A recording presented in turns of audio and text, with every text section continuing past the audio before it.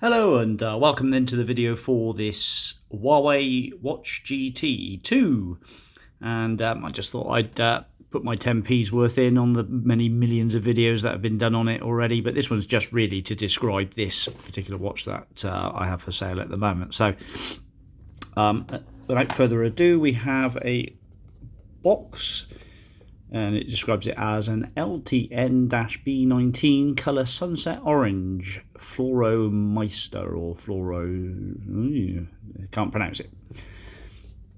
Could do if I spend a bit more time trying to read it without my glasses, but anyway, the box is here and there are a choice of two straps. The box is a little bit grubby, but the watch itself is in pretty good order. I think there was instructions. Yeah, looks like there's an instruction booklet and some bits and bobs in there.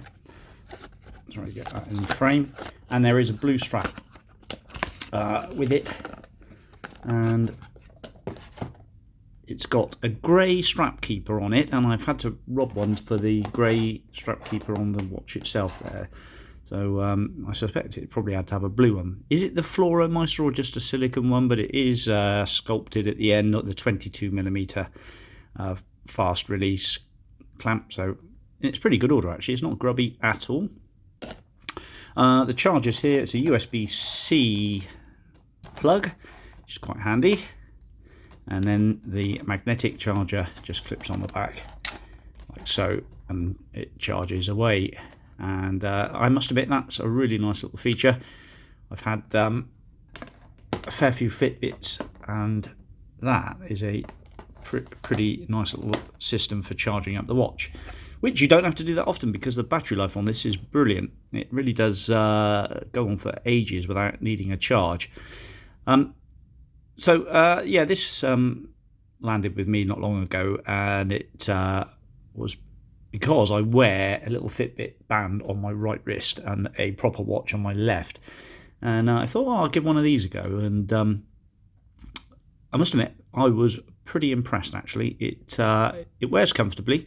Let's get the calipers out a second, and I'll give you a run through, because I don't think anybody really measures them up, and I tend to do that because I'm a bit of a nerd in the watch department. So, trusty calipers. Exact measurements, I believe, are just about 46.3. That's excluding these pushers on the side, which aren't that big really. The height of the watch on the wrist, which is really important, is 12.4. 12.4. Let's move it a bit forward. I've got it on wide angle. 12.4. Okay, and one for you smaller wrist guys like me is the lug to lug length. We know it's a 22mm lug strap fitting, and you can put any strap that you like on it, but that is 54.4, which is pretty long. So if you're like me, 17cm, well, I'm just under actually, 16.5, you're going to find that those lugs are quite long, so you know it will wear quite big, and that's probably why it's going, because it's just a bit big. The case is just stainless steel, and it's sort of PVD coated. There's a, let's get a little indicating stick. Actually, we're not very bright here, are we? Let's get a little torch on the job. I'm into this video, so I'm going to carry on going. Okay, so there's a little bit of light. So the watch itself, pretty unmarked. The screen has a few little minor marks. I can't really feel them. There's that one there at the 1 o'clock. It's tiny, about 1 mil and a bit. There's a little scratch just there. Let's see if I can get this.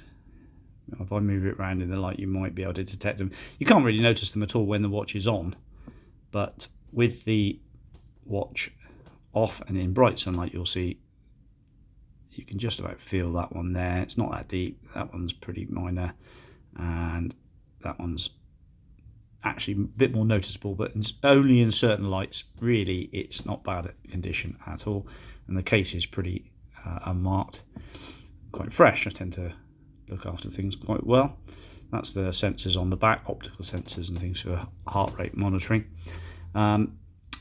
So yeah, if you want perfection, just get a new one. But I can't imagine many of these will survive a fair bit of use without getting a marked up screen. So yeah, quick release straps, that's great for 22mm different straps.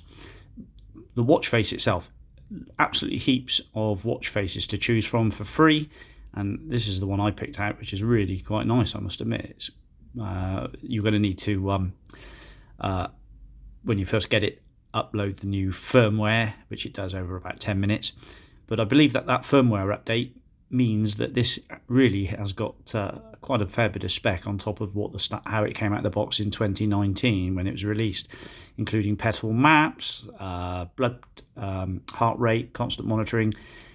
The features like sleep against my Fitbit, it tends to give me pretty much exactly the right amount of hours and stuff, but this one's giving me a far better or far longer deep sleep rating. So where on my Fitbits I used to really attain about 48 to hour and 20 minutes of deep sleep over a 7-hour kip, I'm now getting about an hour and 45 minutes of deep sleep. So that means that either the Fitbit's low or this one's high. But once you're into it, you know, if you get 2 hours most nights and you only get an hour and a half one night, then you know you're going to be a bit low on deep sleep. But that's the sort of thing I use it for. The pulse rate meter works really nicely. The messages all come through well, and the temperatures, weather settings. I mean, there's millions of guys who've done videos about this, but really this one's just to describe what this watch is like in overall condition. But yeah, really impressed with it. Battery life's great, ease of use on the charger, dead easy to plug, just to flop on its charger and it's away. I mean, the new ones come with wireless charging, but to be honest with you, I think that charging, I mean, you just plonk it on the charger and it just sorts itself out and gets on with charging without even having to, with minimal faffage.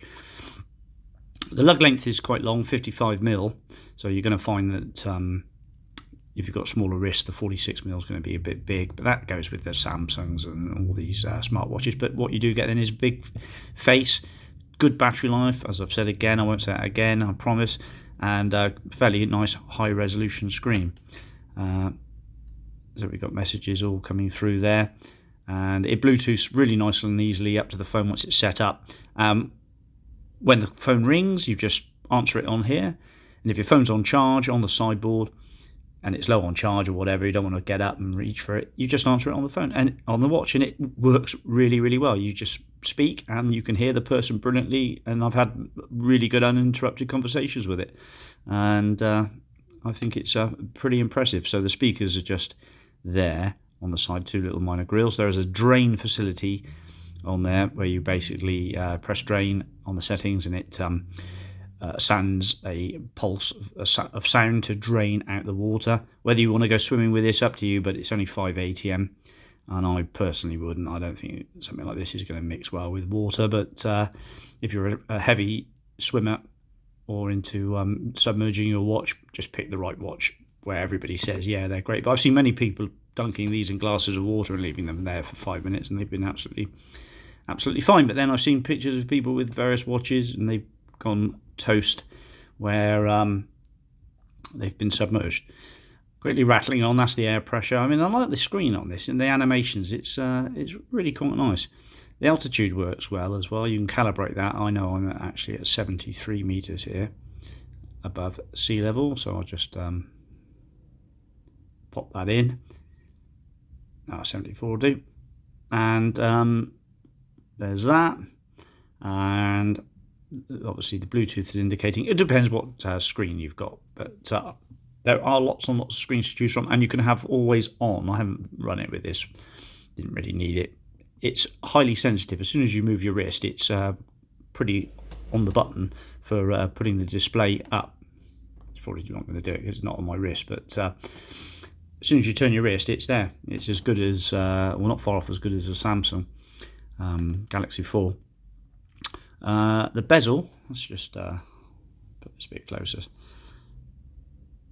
is canted away from the screen, so it's like 45 degrees away from the screen, which means that it's uninterrupted. So it's like a those infinity type screen, so you just go straight across. without any interruptions, and it doesn't spin or do anything. It's just a 24-hour bezel around the outside. Okay, so let's just show you as much as possible. You're going to be bored to tears if you're not really interested in buying this, but there we are. That's it. I'm going to sign off. Thank you. Bye bye.